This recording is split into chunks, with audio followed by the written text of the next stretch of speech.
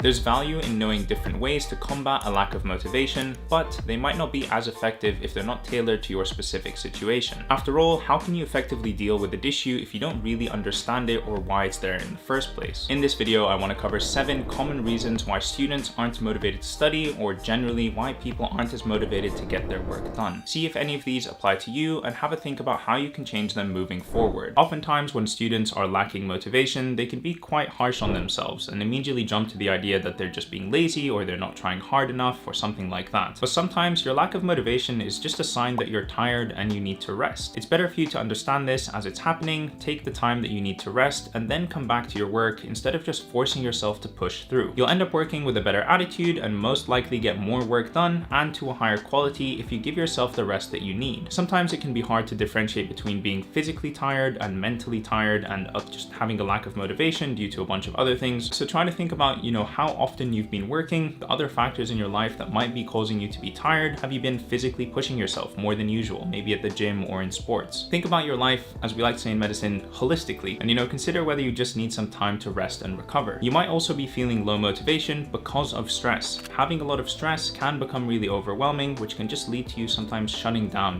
when it comes to being productive or getting things done in your life. It can become really hard to compartmentalize all the different stressors in your life and focus on your priorities. In these times, try and reach out to the people around you for additional support. And when it comes to studying and things like that, use all the tools that you have and about, like scheduling or prioritizing, making to-do lists, etc., to try and sort of lighten the load that you have. Now, in our life, distractions are plenty and they can easily keep you from getting stuff done. Going out with your friends compared to sitting at your desk and working is a tough comparison. The temporary discomfort of studying for future success is something that's really hard for us to work on in the present moment. It's much easier to pick the option that's going to offer immediate pleasure. If you find that you're constantly blowing off your work for other things in your life, then you might want to start thinking about making a list of priorities and being honest about how much time you can give to other parts of your life that are not your immediate priorities. For example, if you've got exams in a couple of weeks, like I do right now, then you might want to limit yourself to a couple of days off a week, which you can give to everything else in your life that you want, but it's important to create those boundaries and stick to them if you want to reach your chosen goals. Worrying about failure can easily backfire on you. You can feel so flustered that you spend all your time fixating on the fact that you might fail, so you avoid work in the first place. You convince yourself that you're going to fail, and the panic of it all means that getting your mind to focus on work seems impossible. The key here, I think, is to almost counsel yourself, talk to yourself, or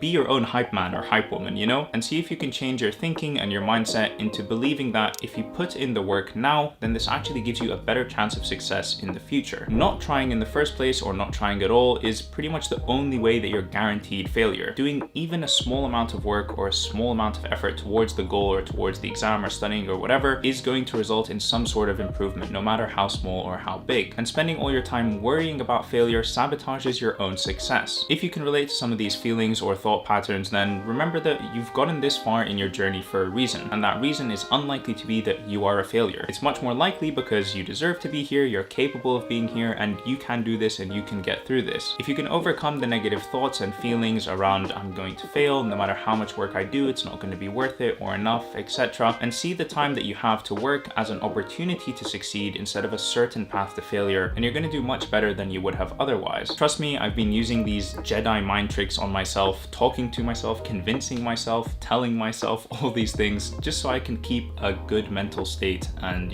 tell myself that the work that I'm putting in now is going to be worth it, and any amount of work that I do is going to be an improvement, no matter from where I am at the moment. All these ways of tricking myself and convincing myself to start studying, to keep studying, and to keep myself in a good mental space. So we've all been in a place where we're sitting in front of our computer or workbook and we don't know what to do next. Coming up with any sort of game plan seems impossible because you just don't know if anything you come up with is actually going to work. This is one of those situations where just starting is all you need to do. It doesn't matter what you start by doing, just start with something. After that, your resources will become your best friends. You can also speak to your tutors or students in the years above you. You can look online to try and get some advice or strategies on how to get going and how to get started. But if you already know what the plan or strategy is, and it's just that initial starting of the work that's the problem, then that can be tough. And often what I really like to do in those situations is just to start with the easiest little piece of work that I have in front of me. For example, if you're watching a lecture that is like an hour long with 50, 60 PowerPoint slides and you just can't bring yourself to get through them and watch them, I feel you, don't worry, I've been there many times. Try and find creative ways to get around this sort of block. So for example, instead of just starting on lecture slide get number one and watching grinding through to get through to the end,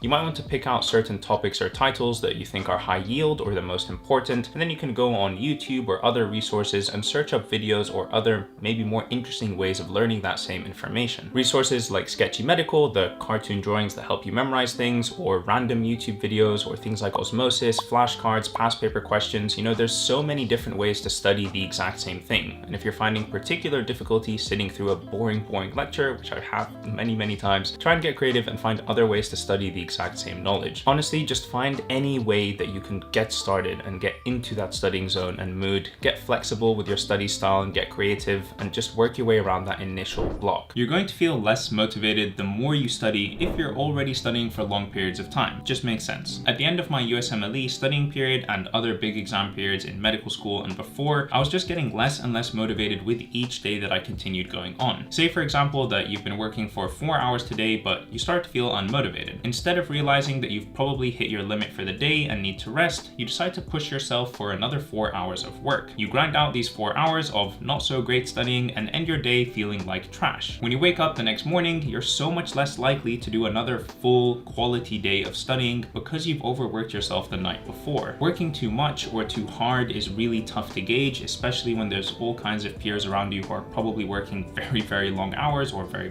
much. And all of us, I think, deep down are kind of programmed to feel like we need to work more and study more, and that we're not working hard enough or as hard as other people, etc. This isn't the case for everyone, but particularly amongst people in competitive environments like medical school, law school, engineering, whatever, it tends to be present quite a bit. If this is you, then try to come up with boundaries that you can use to work with. So if you know, for example, that after 6 hours of studying in a day, you get completely fried, your brain turns to mush, then after those 6 hours, just plan to give yourself some downtime, some other activities that you can enjoy and use to sort of de-stress, relax, and reset before you get working again the next day. The perceived difficulty of the task can be one of the biggest barriers to motivation, and I've experienced this so many times. I have an assignment to do and it just seems like this impossibly tall mountain that I need to climb and I'll never be able to. And the key that has helped me overcome these feelings is to understand the difference between perceived difficulty and actual difficulty. It could be that the work is objectively just really difficult, and in this case you need to employ, you know, all of the techniques you know about studying and motivation to help you get through it. I'm talking about things like chopping up the work into bite-sized manageable pieces, reaching out to more experienced people like tutors or older years, using online resources, and so on. If this isn't the case and it just seems that the task is really difficult, then you need to take a different approach. You need to figure out why this seems so difficult to you. It might be that you're really struggling with the topic, let's say algebra or organic chemistry or physics or whatever. It might be because you haven't done well on previous tests and so now you're worried that that's going to happen again. It might be that you're worried about tackling this subject because of your lack of prerequisite knowledge, or you just find it really boring or not as engaging or whatever. All these things can build up in your head and mean that you perceive the task to be so difficult that you don't end up doing anything at all, or you just feel terrible about it to begin with. If you can figure out why you think the task is so difficult, then you can come up with a game plan to tackle it. And on top of that, this is another scenario where I found that just getting started is so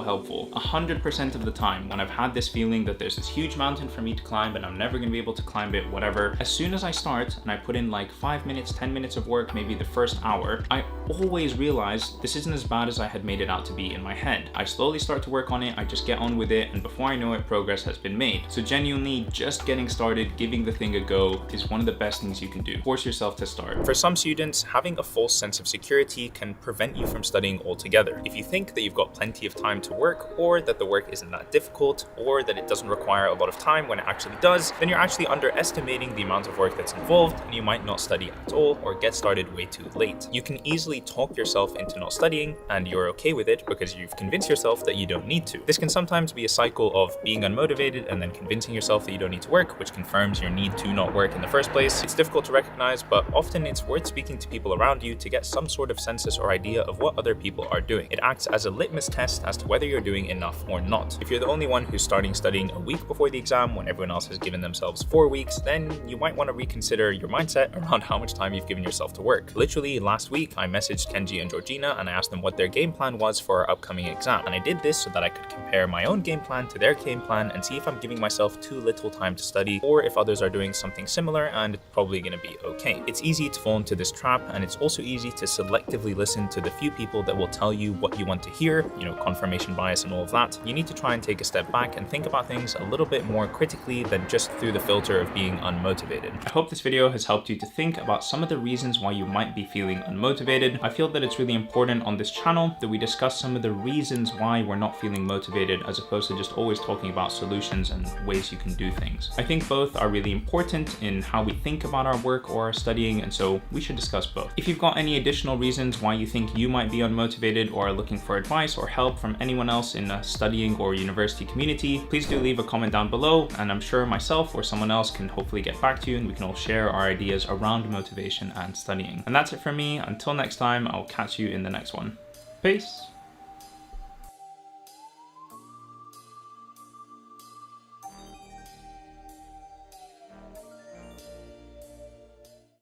Cool, that's balcony section number 2. Now let's get off this balcony without dropping my £5,000 camera.